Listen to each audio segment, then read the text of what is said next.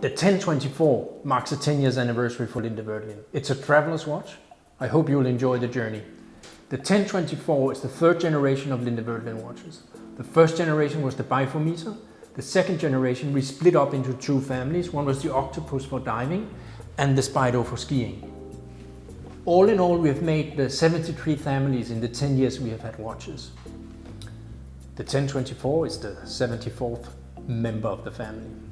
We wanted to create the ultimate traveler's watch because we know that a lot of our customers are travelers, including ourselves.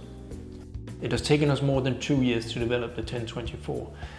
It started out by the idea, the concept, then we go into hand sketching. We move on to the computer working 3D. At a certain point we involved our artisans in Switzerland. In a watch like the 1024, we work with around 70 different artisans. All of them hand-picked. It's people that we have found throughout the 10 years that we've been making watches. It's from the smallest screw, to the hands, the case, the sapphire, the crown. Everything is hand-picked artisans. Designing the 1024 was not only a question of looking to the future, but also taking some of the elements we've had in our previous collections and putting them into the watch. For example, the Frogman luminance system that we have developed from scratch, and I would say it's probably the most effective luminance system on the market today. Also the trigon pattern that we have designed for the Spido watches to reduce weight. We've used this in the hands to create a transparency when they move over the complication. We've also used the trigon pattern on the main bridge to create transparency so that you can look into parts of the movement. The 1024 is a completely new case construction. It's really about pushing the limit for what's possible to do for the artisans. At the same time, keeping the Linde Werdelin design DNA. The overall outer dimensions of the case are still the same.